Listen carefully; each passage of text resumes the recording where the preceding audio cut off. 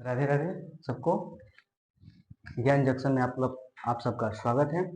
आज हम पढ़ने जा रहे हैं 10th क्लास का वैसा क्वेश्चन जो परीक्षा में लगभग हमेशा पूछे जाते हैं। वैसे 10-12 क्वेश्चन को हमने सेलेक्ट किया है और ये 12 क्वेश्चन जो है हमेशा परीक्षा में पूछे जाते रहे हैं।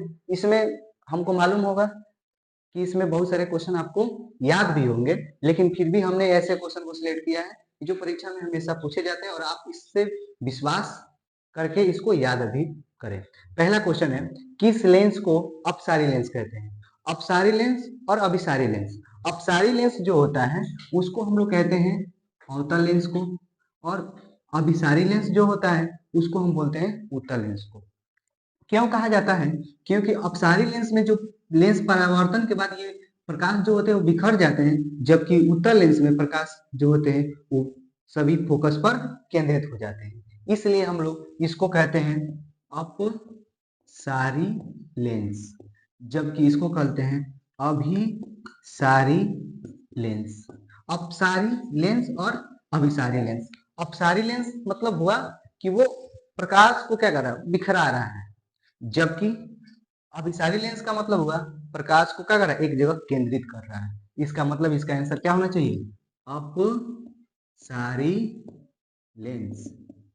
और जूल या कूलम किसके बराबर होता है? ये जो जूल और कूलम जो होता है वो वोल्ट के बराबर होता है।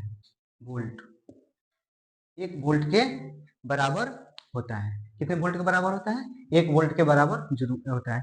प्रिज्म, प्रिज्म जो होता है, एक प्रिज्म कितने सतह से घिरे होते हैं?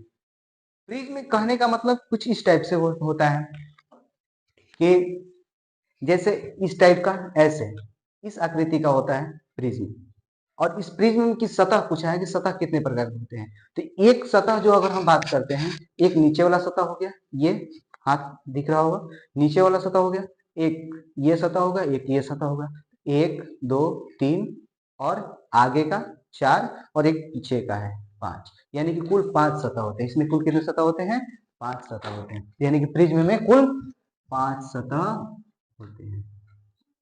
चुंबकीय फ्लक्स का एसआई मात्रक क्या होता है?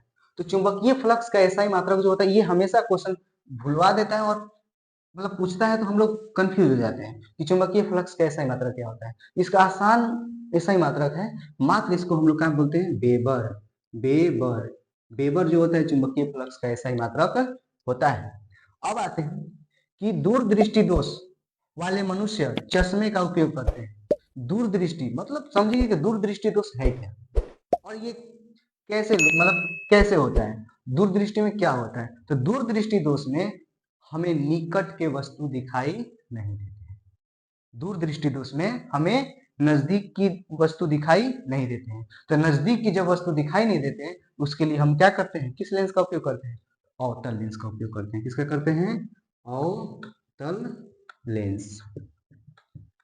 अवतल लेंस का उपयोग किया जाता है, क्योंकि अवतल लेंस क्या है? बिखराव कर रहा है, तो वो नजदीक बहुत लाएगा। इसीलिए हजामत बनाने के लिए प्रयोग किया जाता है। हजामत बनाने के लिए प्रयोग किया जाता है। किस दर्पण का प्रयोग किया जाता है?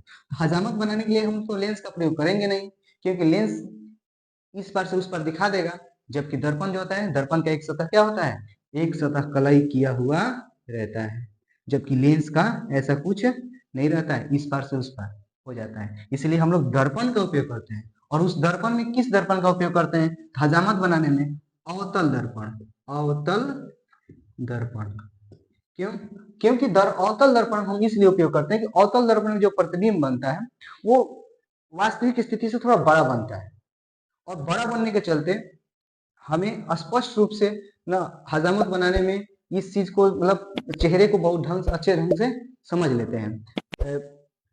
इसके बाद इसीलिए हम लोग क्या करते हैं? अवतल दर्पण का उपयोग करते हैं। ठीक। लेंस की क्षमता का एसआई मात्रक क्या होता है? लेंस की क्षमता का एसआई मात्रक, तो लेंस की क्षमता का एसआई मात्रक होता है डायोप्टर।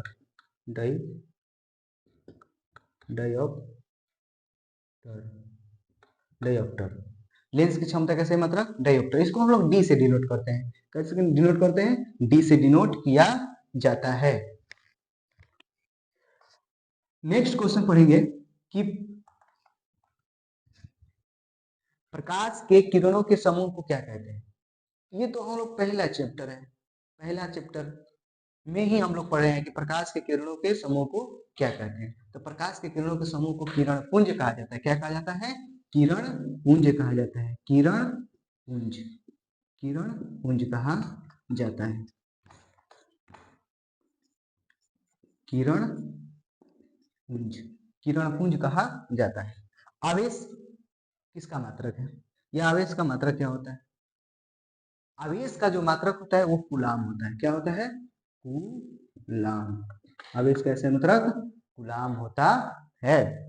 सीसा और टीन की मिश्र धातु को क्या कहते हैं? सीसा और टीन को जब हम मिश्रित करते हैं तो वो सोल्डर का निर्माण होता है। क्या होता है? सोल्डर का निर्माण होता है। ये सोल्डर बनाता है। क्या बनाता है? सोल्डर बनाता है। खड़िया का रासायनिक सूत्र क्या होता है? खड़िया चूना होता है। खड़िया चूना का रासायनिक सूत्र होता है CaCO3। CaCO3 हम यहाँ लिख दे रहे हैं अच्छे रंग से, CaCO3। ये खड़िया चूना का क्या होता है? सूत्र होता है।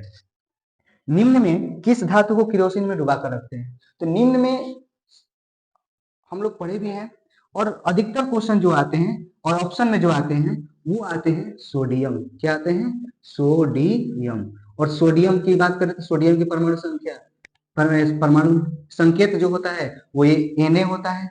और परमाणु संख्या की बात करें तो परमाणु संख्या की बात करते हैं तो परमाणु संख्या इसकी होती है 11। और परमाणु द्रव्यमान की बात करें तो परमाणु द्रव्यमान की बात करें तो इसका होता है 23। यानी कि सोडियम की जो होता है परमाणु संकेत बात करें तो Na होता है और परमाणु संख्या जो होती है इसकी कितनी होती है? वो 11 होती है और परमाणु द्रव्यमान 23 होता है। अगर इसकी संयोजकता की बात करते हैं सोडियम का, सोडियम की संयोजकता, तो सोडियम की संयोजकता की बात करें तो 2 8 1। 72 कक्ष में जो इलेक्ट्रॉन बचते हैं उसी को हम लोग क्या बोलते हैं? उसकी मतलब उस धातु की क्या हो जाती है? संयोजकता हो जाती है। उस धातु की क्या हो जाती है? संयोजकता हो जाती है। तो सोडियम की संयोजकता कितनी होगी? 1 होगी। आज के लिए इतना काफी है।